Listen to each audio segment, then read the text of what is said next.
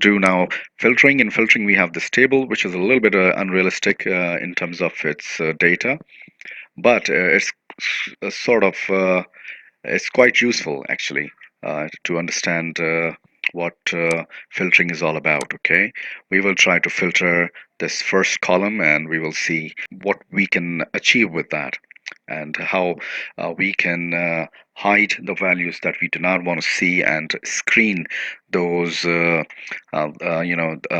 part of data which we actually are wanting to see. Okay, so it's just one way of making things yeah, readily available to see and compare. Click here, go to sort and filter, click on filter. Here we can toggle off the feature and you know and switch on the filtering just by this button. Click, it's gone. Click again and it's on. Okay, click on this assessment column, deselect this particular uh, checkbox. We will then let's say we want to choose final exam, practical, and see what was the performance of the particular student. Okay, here we can see he has 80 or she has 88% marks. Let's select all, and then when we deselect, everything is deselected. We want to see in quiz number 1 and 2. Clearly, we want to just see, removing any other uh, distraction. So deselect all. Now we want to select quiz number 1 and quiz number 5. And let's say, supposedly, we want to see test number 3. Here you have quiz number 1, 5, and 3, and it's very, very clear, and it's useful in terms of comparing data.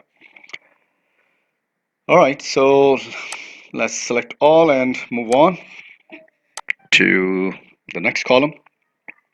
Here we want to see um, how many values, equal to 83% were there. There were two. One of them was from quiz 4, and another, result was of test 3, which were identical. Okay. Do you want to see how many values were equal to 75? Well, there was just one. And let's see how many values were 87. There were 3 values that were 87. Quiz 5, midterm, final exam theory. So they were all 87%. So the student got 87% marks in all of these types of assessments. We're going to move on, and let's do one thing. Let's toggle off this feature, and we will see the whole data that we created. We're going to click again over here.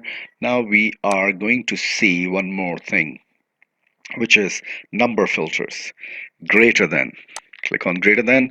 So greater than what? Greater than, let's say, 80%. You need to write the whole thing.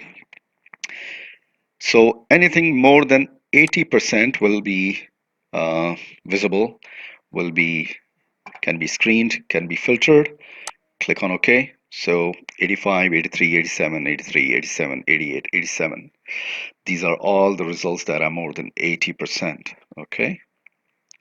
We will go again and we will see, click on filter, number filters, and less than. Okay, so we will, anything that is less than 80% will be displayed on the screen.